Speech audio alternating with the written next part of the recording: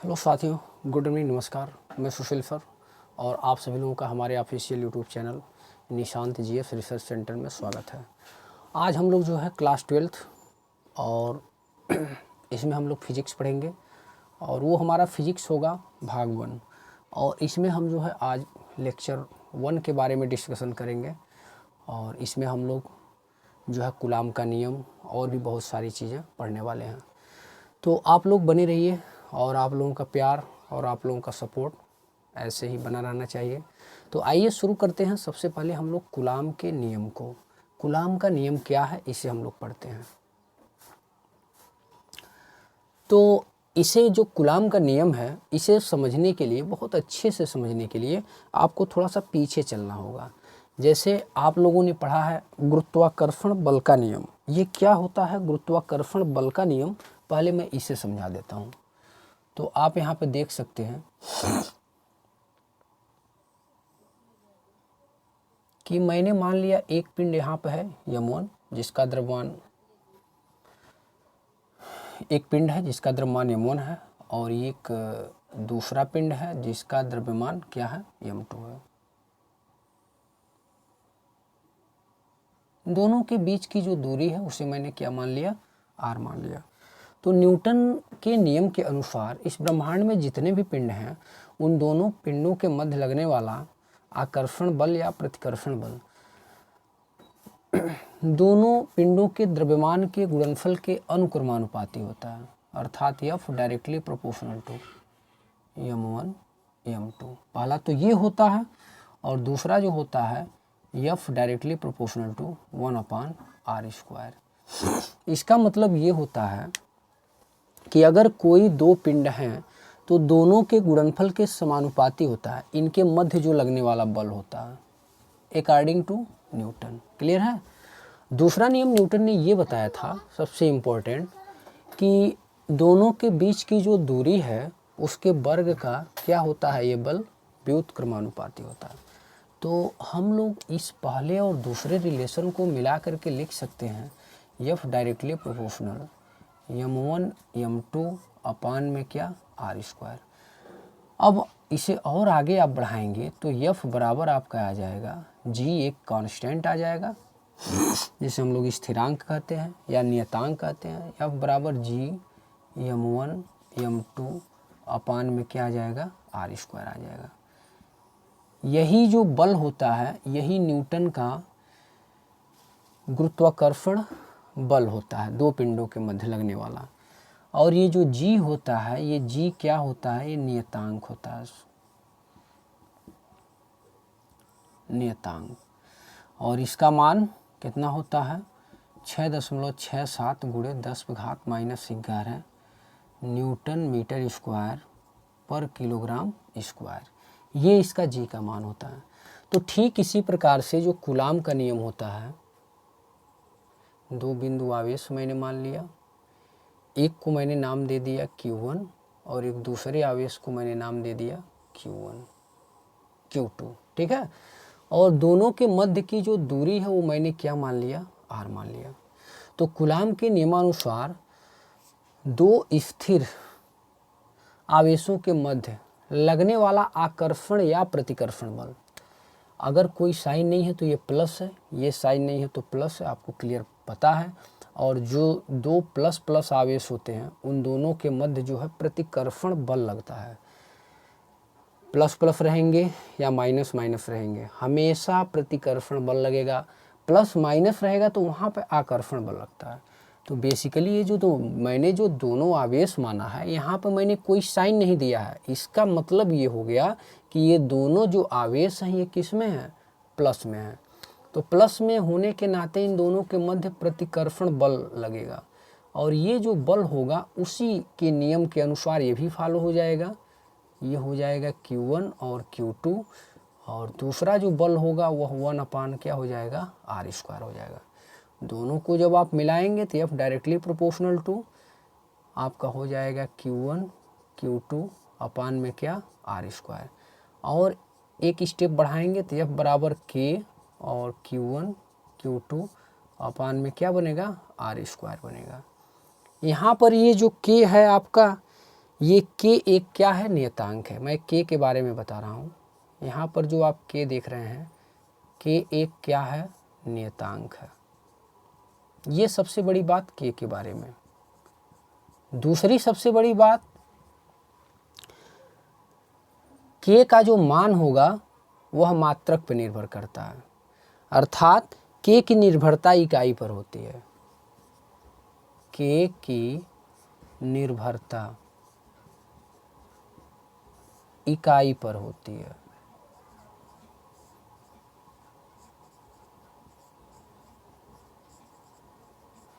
तीसरा जो सबसे बड़ा बात है के बारे में, कि के जो है माध्यम पर निर्भर करता है। के माध्यम पर निर्भर करता है। अब इन बातों को मैं समझा रहा हूँ कि जब भी आप कूलाम का नियम पढ़ेंगे, कूलाम का नियम एक्चुअल में आप देख करके बोल देंगे यही है कूलाम का नियम, लेकिन मतलब दो स्थिर बिंदु आवेशों के मध्य लगने वाला आकर्षण या प्रतिकर्षण बल दोनों आवेशों के गुणनफल के समानुपाती तथा उनके बीच की दूरी के वर्ग के व्युत्क्रमानुपाती होता है। यही कूलाम का नियम होता है। F बराबर के Q1 Q2 अपन R स्क्वायर, जहाँ के एक क्या होता है, कांस्टेंट होता है। के की निर्भरता यूनिट पर निर्भर करती है, मतलब के का मान जो है इकाई पर निर्भर करता है, यानी मात्रकों पर निर्भर करता है। के जो है माध्यम पर भी निर्भर करता है। सपोज दैट्स आप मान लीजिए पानी में जो बल लगाएंगे तो थोड़ा सा हमें जो है हाथ को बहुत तेज़ी से ढकेलना पड़ेगा। अगर वही बल आप हवा में लगा रहे हैं तो यहाँ पर हमें बल जो है थोड़ा सा कम लगाना पड़ेगा, ठीक है। तो माध्यम पे बल का मान बदलता रहता है, इस बात को आप समझिए। तो ठीक इसी प्रकार से के का जो मान डिपेंड करता है वो माध्यम पर डिपेंड करता है, ठीक है। अब हम लोग थोड़ा सा इस के का मान फाइंड करते हैं। इस के का मान हम लोग कैसे फाइंड करेंगे, तो चलिए यहीं पे मैं आपको बता देता हूँ, मिटा नहीं रहा हूँ, छोटा सा मैं हेडिंग लगा देता हूँ, के का मान। के का मान कैसे निकाला जाएगा, तो के बराबर होता है 1/4 पाई एप्सिलॉन 0। इसे आपको जो है तैयार करना होगा। के का जो वैल्यू होता है के इक्वल टू 1/4 पाई एप्सिलॉन 0 होती है। एक बात यहाँ पे जान लेना है, ये जो एप्सिलॉन 0 होती है निर्वात की विद्युतशीलता है। निर्वात की विद्युत, यहीं पर मैं लिख देता हूँ, निर्वात की विद्युतशीलता है एप्सिलॉन 0। क्लियर है। तो एक बात और जान लीजिए, जो एप्सिलॉन 0 की जो वैल्यू होती है वह एप्सिलॉन 0 की वैल्यू 8.85 गुणे 10⁻⁻12 होती है। इसे आपको याद करना होगा। इसके सहायता से हम लोग के का मान निकाल लेते हैं।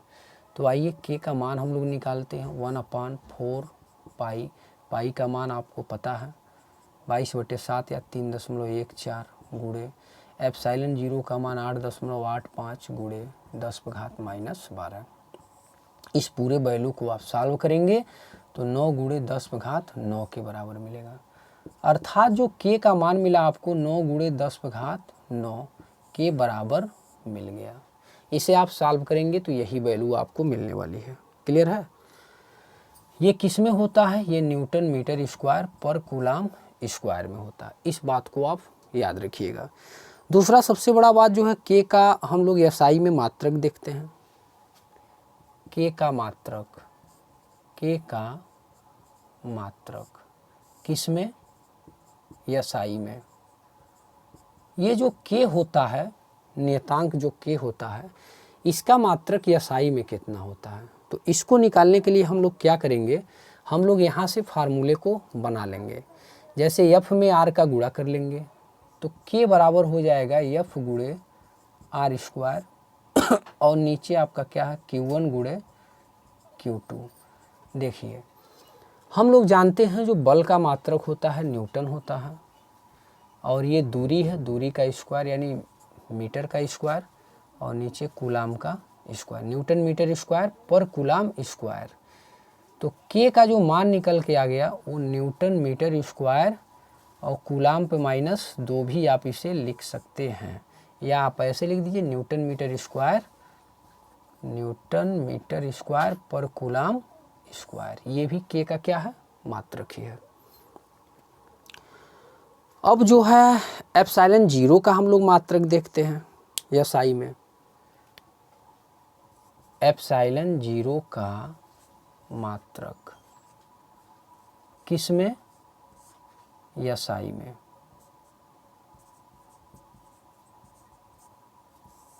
तो देखिए हम लोग यहाँ पे अभी पढ़े हैं जो के की वैल्यू होती है, के की वैल्यू होती है 1/4 पाई एप्सिलॉन जीरो।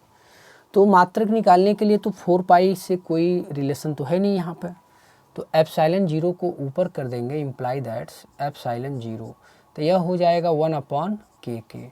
और के का अभी हम लोगों ने मात्रक पढ़ा है, के का मात्रक अभी हम लोगों ने निकाला है न्यूटन मीटर स्क्वायर और पर कूलाम स्क्वायर। तो ये ऊपर चला जाएगा, ये न्यूटन ऊपर जाएगा तो न्यूटन पे यूनिवर्स हो जाएगा और मीटर पे -2 हो जाएगा और कूलाम का क्या हो जाएगा, कूलाम पर आपका हो जाएगा यहाँ पे हाँ -2 हो जाएगा, क्योंकि नीचे +2 है तो यह ऊपर जाके किस में हो जाएगा, -2 हो जाएगा। तो ये जो मात्रक निकला है आपका, ये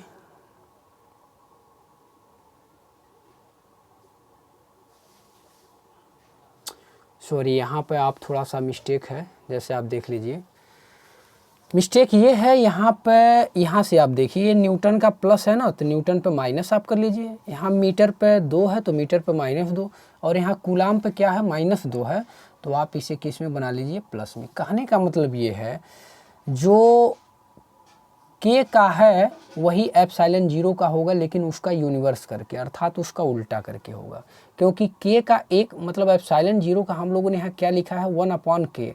तो जो के की नीचे वैल्यू हम लोग लिखेंगे तो ऊपर जाएगा तो वो सब बदल जाएगा। जैसे यहाँ +1 है तो -1, यहाँ प्लस का 2 है तो -2, और यहाँ पर नीचे ऑलरेडी ये नीचे है तो ये सबसे ऊपर जाके किस में कन्वर्ट हो जाएगा, तो c² में। अब हम लोग इसके बाद जो है के का मात्रक हम लोग CGS में देखेंगे, के का मात्रक CGS में। तो इसके लिए हमें क्या करना होगा, थोड़ा सा मैं इसे हटा देता हूँ।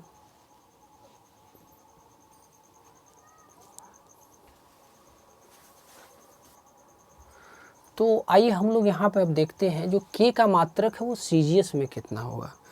तो अभी हम लोगों ने पढ़ा है कि SI में जो होता है बेसिकली के का मान, वो हम लोगों ने निकाला था 9 × 10⁹ न्यूटन मीटर स्क्वायर पर कूलाम स्क्वायर। तो अब यहाँ पे आप ये जान लीजिए, हम लोग इस न्यूटन को, चूँकि हम लोग जहाँ पर लिखना पड़ेगा, एक न्यूटन जो होता है वो CGS में जो होता है 10⁵ डाइन के बराबर होता है। क्लियर है, पहले तो ये आपको जानना पड़ेगा, न्यूटन जो है डाइन में, क्योंकि यहाँ न्यूटन में लिखे हैं। अब आप ये जान लीजिए जो मीटर होता है, 1 मीटर बराबर वो 100 सेमी होता है CGS में। क्लियर है, और जो कूलाम होता है, एक कूलाम का मान, एक कूलाम जो होता है वो बेसिकली होता है 3 × 10⁹ स्टेट कूलाम। इस बात को हमेशा याद रख लीजिए कि एक कूलाम का जो मान होता है CGS में वो 3 × 10⁹ स्टेट कूलाम होता है। तो आइए उसमें हम लोग रख देते हैं पूरा वैल्यू। तो आपको क्या मिलेगा, जैसे आप रखेंगे तो मेरे पास तो ऑलरेडी है के, और 9 × 10⁹ ऑलरेडी है। अब न्यूटन की जगह आप क्या रखेंगे, 10⁵ इंटू मीटर की जगह आप 10⁻² सेमी में बदल देंगे, उसका स्क्वायर करेंगे। और नीचे देखिए क्या है, कूलाम का स्क्वायर। तो एक कूलाम की जो वैल्यू होती है वो 3 × 10⁹, और इसका क्या है, स्क्वायर है, स्क्वायर। पूरे को आप सॉल्व करेंगे तो क्या मिलेगा, एक मान मिलेगा। अर्थात CGS पद्धति में जो के का मान मिला है वो हमें कितना मिला है, 1 मिला है। ठीक है, अगर हम लोग इसे मात्रक में लिखना चाहें तो मात्रक में कैसे लिखेंगे, डाइन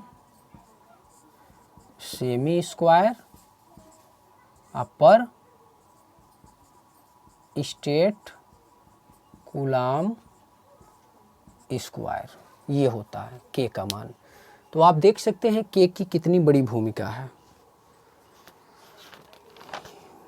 इसके बाद जो है के माध्यम पे कैसे निर्भर करता है, इस बात को हम लोग समझेंगे। हाँ, तो हम लोग अब तीसरा जो इसका के का जो सबसे बड़ा इम्पोर्टेंस था, मैंने इकाई पे तो आपको बता दिया कि इकाई पे उस के की वैल्यू कैसे बदलती है। आपको मैंने एसआई में भी दिखाया, आपको मैंने सीजीएस में भी दिखाया। के कांस्टेंट है, ये भी मैंने आपको बताया। तीसरा मैंने बताया था के जो है माध्यम पे डिपेंड करता है। तो के माध्यम पे कैसे डिपेंड करता है, इस बात को हम समझेंगे। ये जो एप्सिलॉन 0 होती है, निर्वात की विद्युतशीलता होती है, वायु के लिए भी होती है। यह वायु के लिए भी यही मान होता है। क्लियर है? तो इस बात को आप समझिएगा।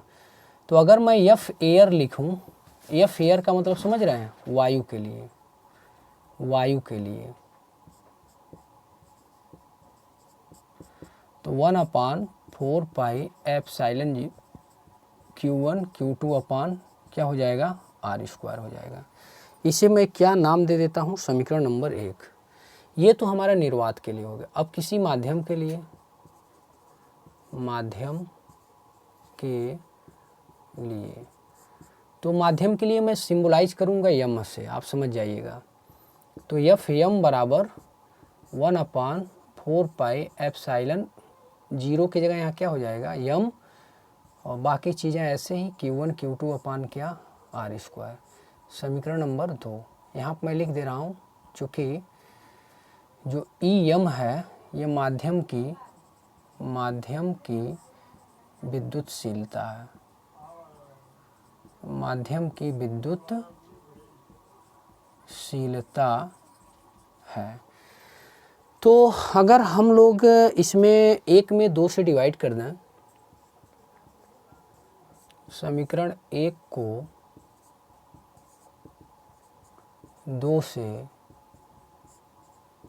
भाग देने पर, तो एफ वायु बटे एफ माध्यम का जो मान मिलेगा, पूरा मैं डिवाइड कर देता हूँ, 1/4 pi epsilon 0 Q1 Q2 upon R square, पूरे का बटे हो जाएगा 1/4 पाई एप्सिलॉन यम और Q1 Q2 upon R square. ये पूरा का पूरा कट गया, ये सब कट गया। आपका ये जो एप्सिलॉन यम है ये ऊपर चला जाएगा, एप्सिलॉन यम, और ये जो एप्सिलॉन 0 है ये नीचे आ जाएगा। और ये बेसिकली किसके बराबर है, F air upon F medium. ठीक है? तो F air upon F medium जो है वह epsilon M upon epsilon R के बराबर हो गया। यह जो बेसिकली होता है, इसको, यह जो अनुपात होता है किसी माध्यम में विद्युतशीलता और निर्वात में विद्युतशीलता का जो अनुपात होता है, इसी को आपेक्षिक विद्युतशीलता कहते हैं। क्लियर है? तो EM बटे E0, या इसी को ER भी बोल सकते हैं, और ER को क्या कहते हैं, आपेक्षिक विद्युतशीलता। क्लियर है? तो ये आपका क्या है, ये आपेक्षिक विद्युतशीलता है। इसे आप अच्छे से तैयार कर लीजिएगा। तो अगर मैं फाइनली लिखूं, तो फाइनली आपका क्या होगा, F air upon F M equal to E M मतलब किसी मीडियम में विद्युतशीलता और निर्वात में विद्युतशीलता का जो मान होगा है ई आर के बराबर। तो इसे आप क्लियर तैयार कर लेंगे। क्लियर है? यहाँ पे मैं सिंबल लिख देता हूँ, जो ई आर है ये आपेक्षिक विद्युतशीलता है, आपेक्षिक विद्युतशीलता, और यहाँ पर जो EM के बारे में बताया गया है ये माध्यम की विद्युतशीलता है, माध्यम की विद्युतशीलता। क्लियर है? और ये जो एप्सिलॉन 0 है इसे हम लोग क्या कहते हैं, निर्वात या वायु की विद्युतशीलता, निर्वात या वायु की विद्युतशीलता। तो ये जो है 3 इम्पोर्टेंट्स इसके लिए हैं और ये बहुत ही इम्पोर्टेंट है, मतलब माध्यम पे कैसे डिपेंड करता है इसे आप बहुत अच्छे से तैयार कर लेंगे। एक चीज़ और इसमें हमें याद कर लेना है कि मतलब ये जो होता है एक्चुअल में, मैं यहाँ ऊपर नोट में करके लिख दे रहा हूँ, आप जब नोट्स बनाइएगा तो अच्छे से बनाइएगा।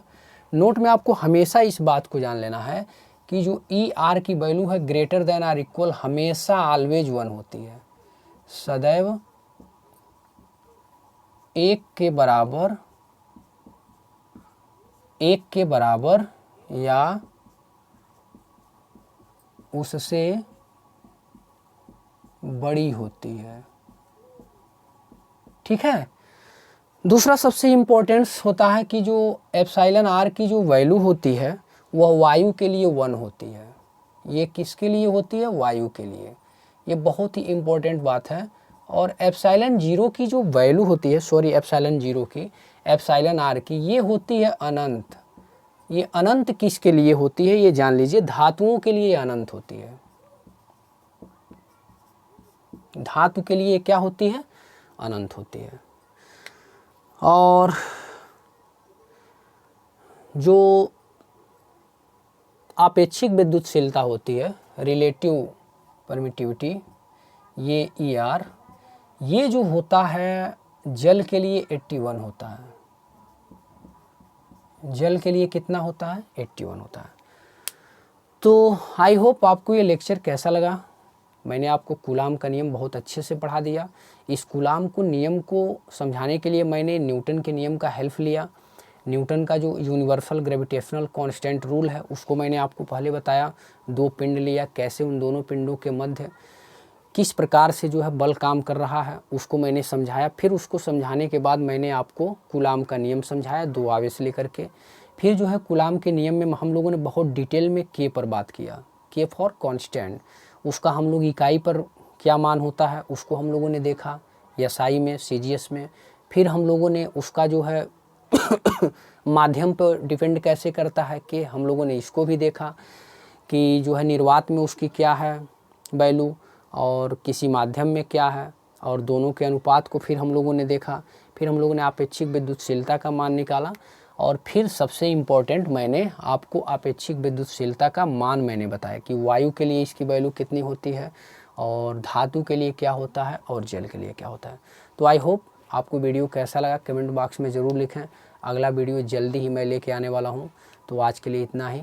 जय हिंद, नमस्कार, जय हिंद।